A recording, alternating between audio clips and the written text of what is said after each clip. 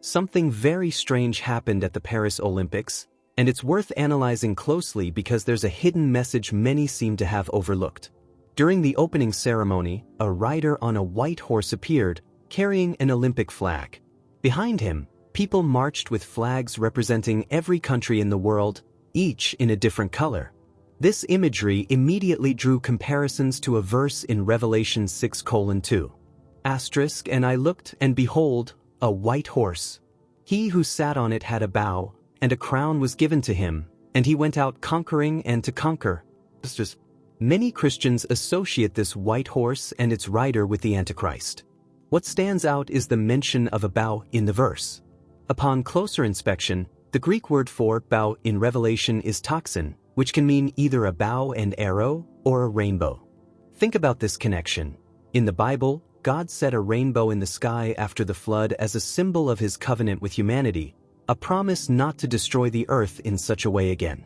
Could it be that the Antichrist's bow is symbolic, perhaps represented by the rainbow flags prominently featured during the ceremony? Could this bow signify a demand for loyalty, with dire consequences for those who resist? The implications are unsettling. As the white horse descended a flight of stairs during the performance, a golden calf appeared prominently at the top of the platform. This choice of imagery is perplexing. How did the organizers, after countless meetings and discussions about every detail of the ceremony, choose to incorporate a symbol so strongly tied to idolatry in the Bible? The golden calf is infamous in biblical history. When Moses ascended Mount Sinai to receive the Ten Commandments, the people of Israel melted their gold jewelry to create a golden calf, bowing down to worship it in rebellion against God. This act of idolatry led to severe consequences. So why would such a controversial biblical symbol be chosen for this global event? What makes this even more striking is the recent pattern of similar imagery. At the Commonwealth Games in Birmingham, a massive mechanical bull was prominently featured, with a woman riding on top of it. Performers gathered around the bull, appearing to bow and worship it. In the Bible, the bull is another powerful emblem of idolatry. Using this imagery at two major international events so close together raises serious questions. Were these choices deliberate provocations? A challenge to traditional beliefs? Or simply artistic decisions misinterpreted by the public? The opening ceremony also included an array of performers, drag queens, dancers, models, and fashion icons. It was praised for being bold and unconventional. But amidst the splendor, one particular act has sparked global outrage. A recreation of Leonardo da Vinci's The Last Supper, featuring drag queens and dancers, was staged during the event. This tableau, reimagining one of the most sacred Christian works, has left many questioning the organizers' intentions. Now, as we analyze what unfolded, the recurring themes and symbols used during these ceremonies demand deeper reflection. What messages were they trying to convey? And why were such provocative symbols chosen for events meant to unite the world? During the Paris Olympics, an artistic display caused a wave of controversy, creating a scene eerily reminiscent of Leonardo da Vinci's The Last Supper. Many onlookers were deeply upset by the flashy spectacle, which seemed to represent Jesus Christ and his 12 apostles. The backlash was swift. The official Olympic YouTube account removed the video shortly after the event, leaving viewers with the blunt statement, "This video is not available. But the damage had already been done."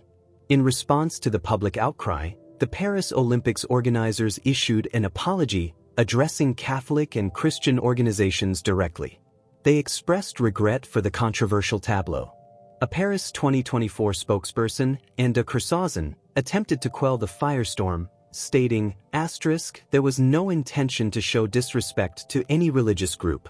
On the contrary, we intended to celebrate community and tolerance. If anyone took offense, we are deeply sorry."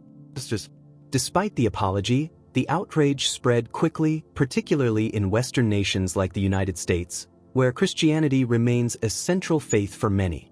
Even those outside the Christian community criticized the display, seeing it as a negative portrayal of Jesus Christ. High-profile figures also joined the conversation. Elon Musk, CEO of Tesla and X, declared that Christianity has become toothless, reflecting his frustration with the perceived disregard for the faith. French politician Marion Maréchal criticized the act as well, describing it as the work of an aggressive minority that did not represent France. The controversy had real-world consequences. A significant U.S. tech corporation withdrew its sponsorship of Olympic advertising, citing the inappropriate content of the performance. However, not everyone was offended. Some praised the artistic vision, calling it a bold declaration of inclusivity. James Lepres, president of the French LGBT community, saw the tableau as a progressive call for equal rights, highlighting the ongoing struggles faced by the LGBT community in France. But for many, the Olympics' message seemed clear. Their aim appeared to agitate and provoke. The organizers' claim that the artwork wasn't intended to cause problems was met with skepticism, as their deliberate choices seemed too well-planned to be accidental. The controversy deepened with the claim that the scene depicted not the Last Supper but a feast of Greek gods, specifically centered around Dionysus, the god of wine. The blue figure at the center of the tableau was said to represent a fusion of Jesus Christ and Dionysus, sparking further outrage. If that was indeed the intent, it raises troubling questions. Dionysus, while associated with wine, was also tied to highly immoral and disturbing customs, including dark and chaotic rituals. The Bible describes the time when Paul wrote to the Corinthians as one of extreme corruption, worse than many imagine our world today. The ancient Greeks' worship of Dionysus often involved bizarre and frightening practices, rituals that were steeped in spiritual darkness. By choosing to blend such imagery with the sacred depiction of the Last Supper, the ceremony seemed to evoke this troubling history intentionally. For many Christians, this was nothing short of disrespect to the Lord Jesus Christ. It's hard to ignore the deeper implications. The Bible and its teachings are often dismissed or reinterpreted in modern times, but this choice of imagery struck a nerve, bringing ancient idolatry and immorality into a contemporary setting.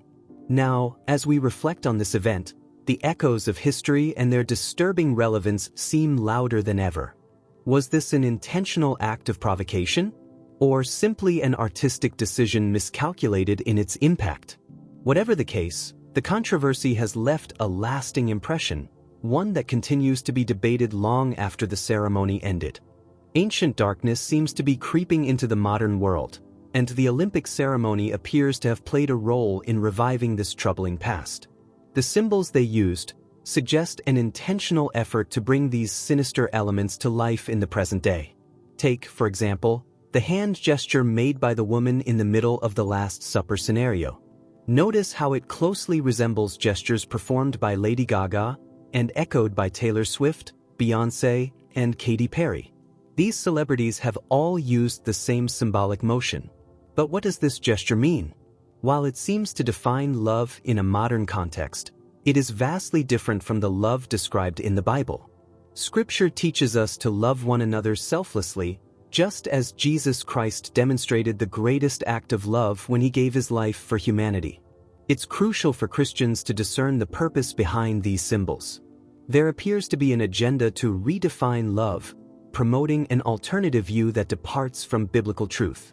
Whether or not this movement is part of a larger plan tied to the Antichrist, Christians are called to respond with love and prayer.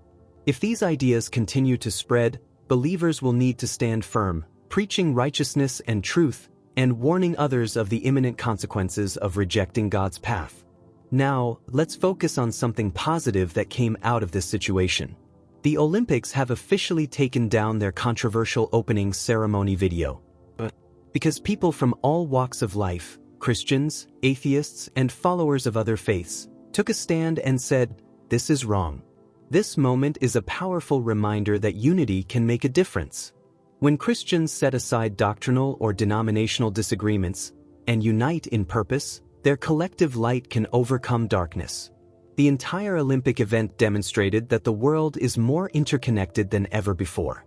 As darkness seems to grow, working together allows us to conquer challenges and bring hope to these times. For Christians, the unifying message is clear. The gospel of Jesus Christ represents the highest hope and salvation, a beacon of light that transcends this world.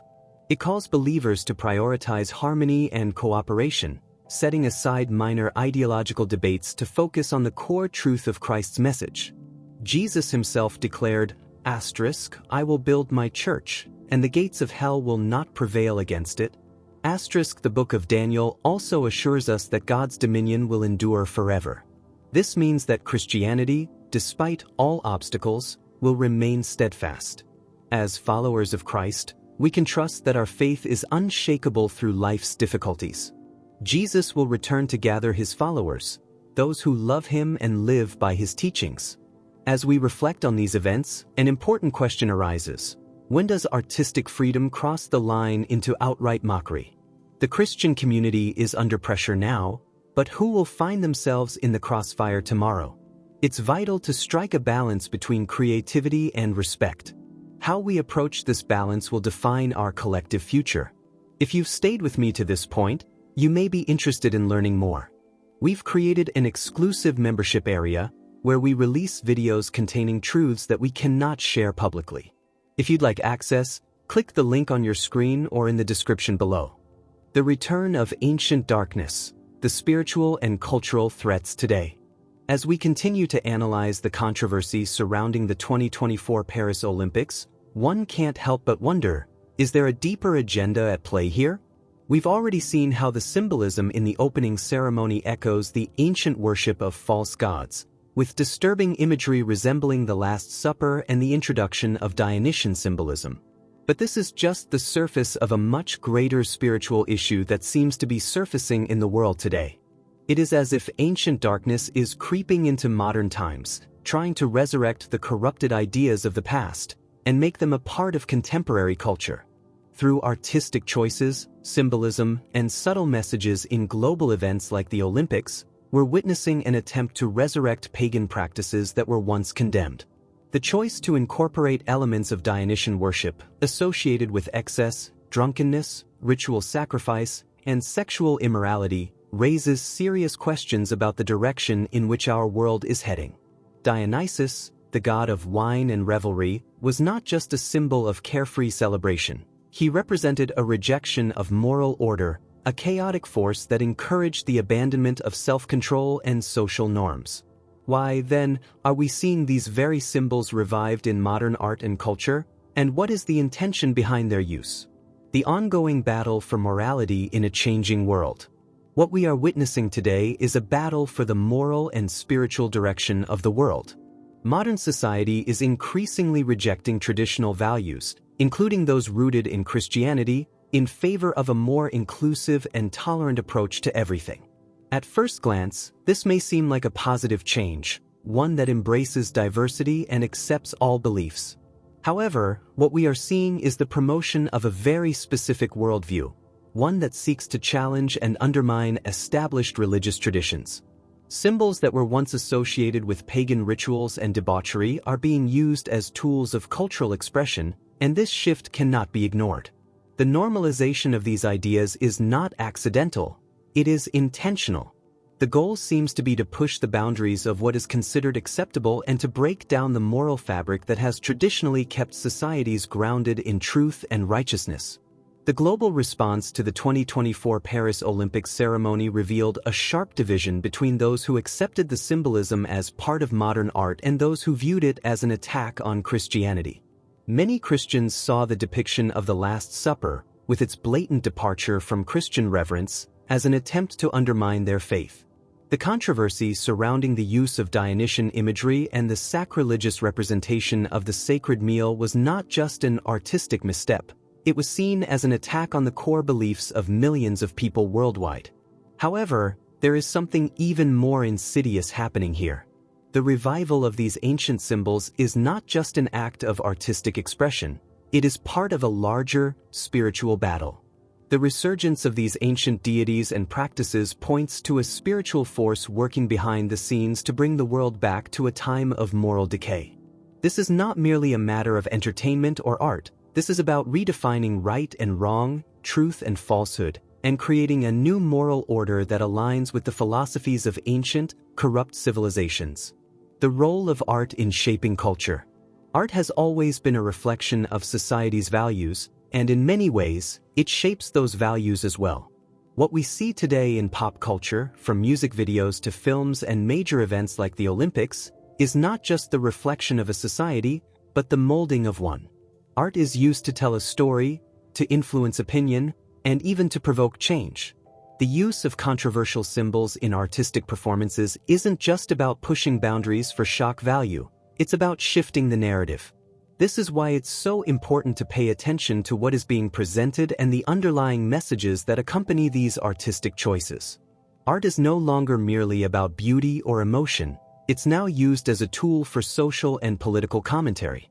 When we see celebrities like Lady Gaga, Taylor Swift, Beyoncé, and Katy Perry using the same hand gestures and promoting the same love that defies biblical definitions, we must ask, what is the message? This isn't just a trend. It's part of a larger agenda to redefine love, morality, and truth. The Bible's teaching on love is clear. Love is not about acceptance of sin, but about the sacrifice and righteousness demonstrated by Christ. Yet in modern pop culture, love is being redefined as anything that feels good, that promotes freedom without boundaries. This redefinition of love is not neutral. It has consequences. It leads people away from the truth and ultimately away from God's design for human flourishing. This is why Christians must be vigilant. If we accept these twisted definitions of love and morality, we risk falling into a trap of compromise that undermines our faith. The power of unity and the Christian response. But there is hope. The backlash against the Paris Olympics opening ceremony is a testament to the power of collective action.